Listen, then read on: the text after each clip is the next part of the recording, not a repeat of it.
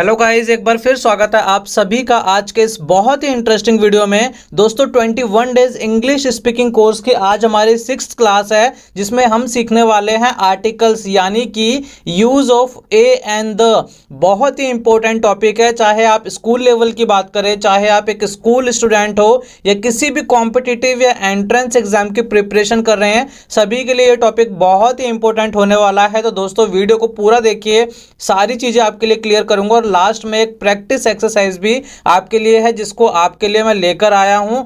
तो फटाफट से वीडियो शुरू करते हैं। सबसे पहले देखिए, ये 4 वर्ड्स मैंने यहाँ पर आपके लिए लिखे हैं। इसके पहले हमें क्या लगाना है, ए एंड द जो भी है वो कैसे लगेगा।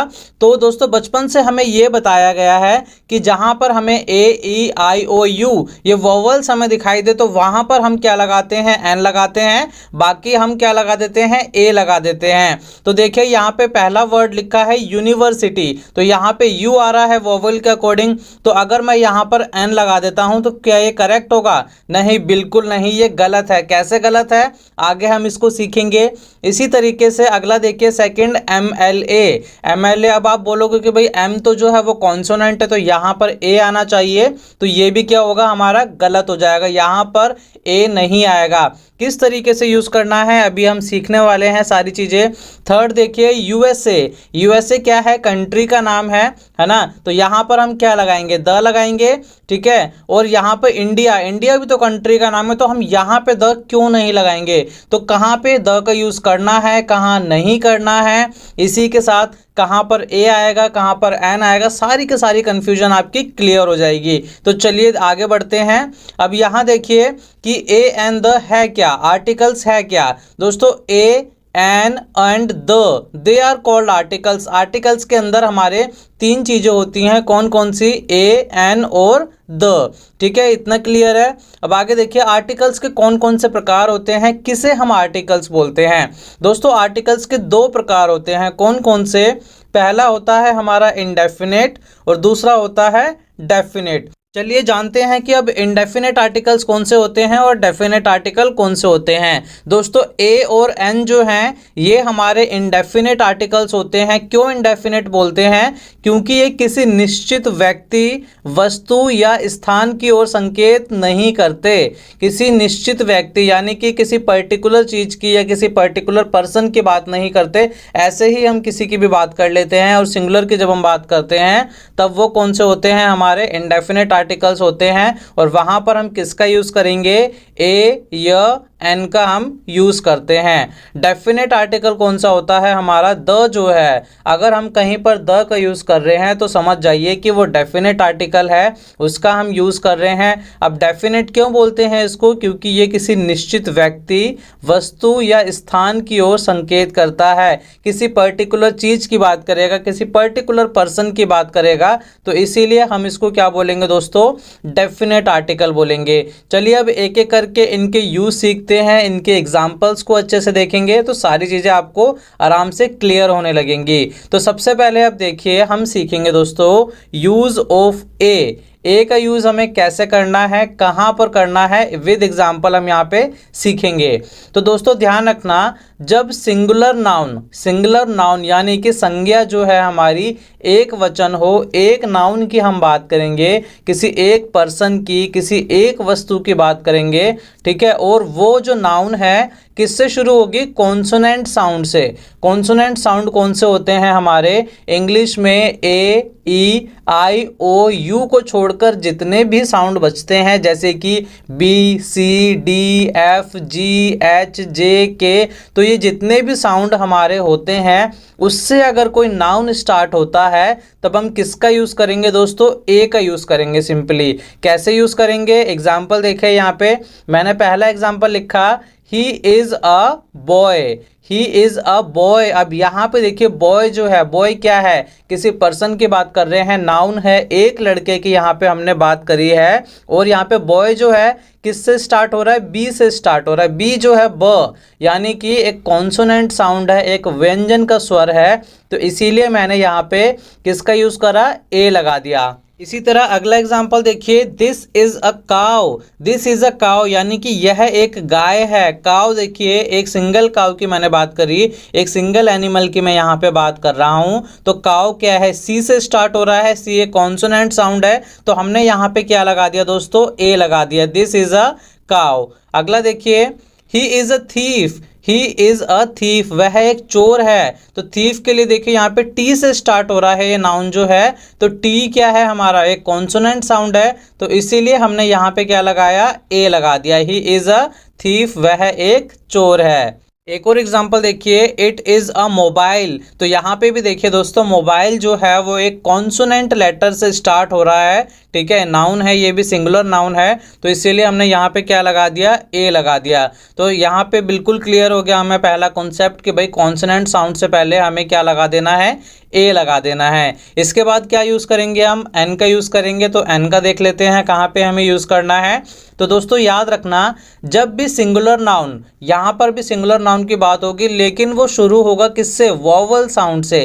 किससे शुरू होगा, वोवल साउंड से। वोवल साउंड कौन कौन से, ए, ई, आई, ओ, यू से हमारे जो भी साउंड निकलेंगे, ठीक है, वहां पे हमें किसका यूज करना है, हमें यूज करना है एन का। एग्जाम्पल देखिए, यहाँ पे मैंने बोला I have an apple. Apple में क्या है, देखिए ए का साउंड आ रहा है, ए का साउंड आ रहा है, यहाँ पे ए जो है हमारा वोवल हो गया, तो इसीलिए हमने यहाँ पे किसका यूज किया, एन का यूज किया। आई हैव एन एप्पल, तो एप्पल से पहले एन लगा दिया। अगला एग्जाम्पल देखिए, दिस इज एन आइसक्रीम। आई का यूज हो रहा है यहाँ पे, ई आइसक्रीम, तो यहाँ पे देखिए आई जो है एक वोवल साउंड है, तो इसीलिए हमने क्या लगाया दोस्तों, यहाँ पे एन का यूज लगा दिया। सिंपल है बिल्कुल। अगला देखिए, आई नीड एन आर, यानी कि मुझे 1 घंटे की ज़रूरत है, मुझे 1 घंटा और चाहिए। तो आर क्या है, यहाँ पे ओ का साउंड आ रहा है। देखिए लिखा एच है यहाँ पे, लेकिन एच क्या है, साइलेंट है, तो हम इसको क्या पढ़ते हैं, आर पढ़ते हैं। तो ओ का साउंड आ रहा है, आ का साउंड आ रहा है, तो इसीलिए हमने यहाँ पे एन लगाया। एक और एग्जाम्पल देखिए, ही इज़ एन MLA। तो वो क्या है, एक MLA है। एम अगर आप देखेंगे, एम आपको देखने में लगेगा कि भाई ये तो कॉन्सोनेंट है ना, ए, ई, आई, ओ, यू में से तो नहीं है, लेकिन जब हम इसको प्रोनाउंस करते हैं, जब हम इसको बोलते हैं, तो ए का साउंड आता है। हिंदी में देखिए एम लिख के देखिए, तो ए का साउंड आएगा, तो इसीलिए यहाँ पे हमने क्या लगा दिया, एन लगा दिया, क्योंकि यहाँ पर वोवल साउंड जो है वो प्रोड्यूस हो रहा है। और एग्जाम्पल देखिए, यहाँ पे मैंने और भी एग्जाम्पल लिए हैं आपके लिए, जैसे कि एन आर्टिस्ट। आर्टिस्ट में ए का साउंड आ रहा है, तो एन लगा दिया। इसी तरीके से एन इंजीनियर, इंजीनियर में ई का साउंड आ रहा है, तो इंजीनियर के पहले हमने एन लगा दिया। एन अम्ब्रेला, अम्ब्रेला में यू का साउंड आ रहा है, अ का साउंड आ रहा है, देखिए यहाँ पे यू लिखा है, लेकिन साउंड किसका आएगा, अम्ब्रेला, अ का साउंड आएगा, तो हमने यहाँ क्या लगा दिया, एन लगा दिया। इसी तरीके से एन ऑनेस्ट बॉय, तो यहाँ देखिए हॉनेस्ट नहीं पढ़ेंगे, एच का साउंड नहीं आएगा, एच साइलेंट है, ऑनेस्ट पढ़ते हैं, तो इसीलिए अ का साउंड आ रहा है, तो हमने यहाँ पे एन लगा दिया। इसी तरीके से NIAS, आई देखिए आई वोवल साउंड है, तो एन लगा दिया। इसी तरीके से एन ऑफिसर। तो क्लियर है, जब भी सिंगुलर नाउन ऐसा होगा हमारा जहाँ पे हम कॉन्सोनेंट साउंड यूज़ करेंगे तो वहाँ ए लगाएंगे, और जहाँ पे वोवल साउंड यूज़ होगा वहाँ पर हम क्या लगा देंगे, एन लगा देंगे। अब हम देखते हैं दोस्तों डेफिनेट आर्टिकल अपना, यानी कि यूज ऑफ द। तो कैसे यूज करना है, जब हम किसी खास या निश्चित व्यक्ति, वस्तु या स्थान की बात करें, तब हम किसका यूज करेंगे, तब हम यूज करेंगे दोस्तों द का यूज करेंगे। यानी कि किसी चीज के बारे में हम ऐसी बात करें जिसके बारे में हमें ऑलरेडी पता हो, जैसे कि मैंने बोला क्लोज द डोर, यानी कि दरवाजा बंद कर दो। अब मैं बोलूंगा कि क्लोज द डोर, तो किसी दूसरे के घर का दरवाजा थोड़ी बंद करोगे, यानी कि आपको पता है कि मैं किस दरवाजे की बात कर रहा हूं, और मैं भी एक पर्टिकुलर चीज को क्या कर रहा हूं, वहां पे डिनोट कर रहा हूं। तो क्लोज द डोर, तो यहां पे एक पर्टिकुलर दरवाजे की बात हुई, एक खास चीज की हम बात कर रहे हैं, तो हमने द का यूज कर दिया। अगला एग्जांपल देखिए, द चेयर इज न्यू, यानी कि कोई एक चेयर रखी हुई है, ठीक है, एक पर्टिकुलर चेयर रखी हुई है, उसकी मैं बात कर रहा हूं, तो मैं बोलूंगा कि चेयर जो है, ये कुर्सी जो है, ये क्या है, नई है, एकदम न्यू है। अगला एग्जाम्पल देखिए, मैंने बोला वेयर इज द बुक, किताब कहाँ है, यानी कि कोई किताब हो सकती है। मान लो मैंने आपको 3-4 दिन पहले कोई किताब दी और अब मैं आपसे किताब मांग रहा हूँ, तो मैं क्या बोलूंगा, बस वेयर इज द बुक, तो आप समझ जाओगे कि मैं कौन सी किताब की यहाँ पे बात कर रहा हूँ। एक और एग्जाम्पल देखिए, द वाटर इज डर्टी, पानी गंदा है, यानी कि मान लो कोई पानी है, हो सकता है तालाब का पानी हो सकता है कोई बोतल का पानी हो, तो एक पर्टिकुलर वाटर की मैं बात कर रहा हूँ कि भाई ये पानी जो है ये क्या है, ये गंदा है। और भी यूजेस है द के, देखिए जैसे कि कहाँ कहाँ इसको यूज़ करते हैं। ओशियन की जब हम बात करें, यानी कि समंदर, जब हम ओशियन की बात करते हैं उससे पहले भी हमें द का यूज़ करना होता है। जैसे कि द पैसिफिक, द अटलांटिक, ये ओशियन के नाम है, तो ओशियन के नाम से पहले हम द लगाएंगे। इसके अलावा रिवर का नाम जब हम लिखते हैं तो रिवर के नेम से पहले भी हमें द लगाना होता है, जैसे कि the Ganga, the Yamuna. Clear है। इसी तरह से जब हम माउंटेन रेंज की बात करेंगे, यानी कि पर्वत श्रृंखला की जब हम बात करते हैं, उसके पहले भी हम द लगाते हैं, जैसे कि द हिमालयाज। हिमालय जो है पूरी माउंटेन की रेंज है, पूरी श्रृंखला है काफ़ी लंबी, तो यहाँ पे माउंटेन रेंज से पहले भी हम क्या करते हैं, द का यूज़ करते हैं। इसके साथ देखिए आगे न्यूज़पेपर, न्यूज़पेपर के नाम से पहले भी हमें द लगाना होता है, जैसे कि द इंडियन एक्सप्रेस हो गया, द हिंदू हो गया, द टाइम्स ऑफ इंडिया हो गया, द हिंदुस्तान टाइम्स हो गया। तो जो भी न्यूज़पेपर के नेम है उसके पहले हमें द लगा देना है। अगला देखिए ट्रेन, ट्रेन के जो नेम होते हैं, जो स्पेशल ट्रेन्स होती हैं, उसके आगे भी हम द लगाते हैं, जैसे कि द राजधानी एक्सप्रेस हो गया। इस तरीके से हमें ट्रेन के नेम के पहले भी द लगाना है। स्क्रिप्चर्स, स्क्रिप्चर्स यानी कि जो हमारे धार्मिक ग्रंथ होते हैं उसके नाम से पहले भी हमें द लगाना होता है, जैसे कि द भगवत गीता हो गया, द बाइबल हो गया, द कुरान हो गया, द रामायणा हो गया। जो भी इस तरह के स्क्रिप्चर्स होते हैं उसके आगे भी हमें द का यूज़ करना होता है।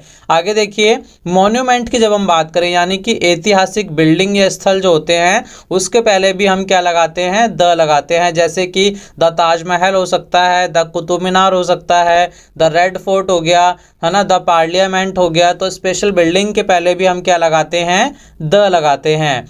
प्लैनेट्स की दोस्तों जब हम बात करें, जैसे कि the earth, the Mars, the moon, the sun, celestial bodies जो होती हैं हमारी, या जो प्लैनेट्स होते हैं, उसके नाम से पहले भी हमें द लगाना होता है।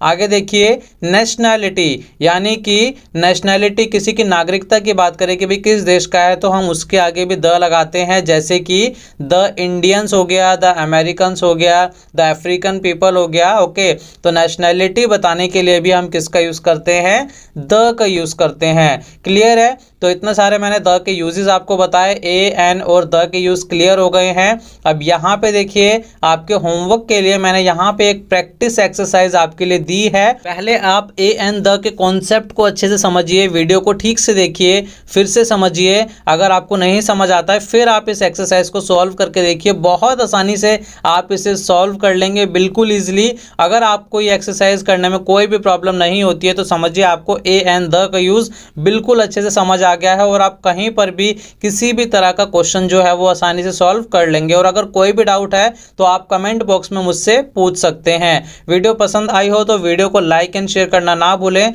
और दोस्तों अगर आप मेरे चैनल पर नए हैं तो फटाफट से सब्सक्राइब कर लीजिए, जिससे कि हर एक न्यू वीडियो की नोटिफिकेशन आपको टाइम पर मिले। तो चलिए मिलते हैं आपसे अगली वीडियो में एक नए लेसन के साथ।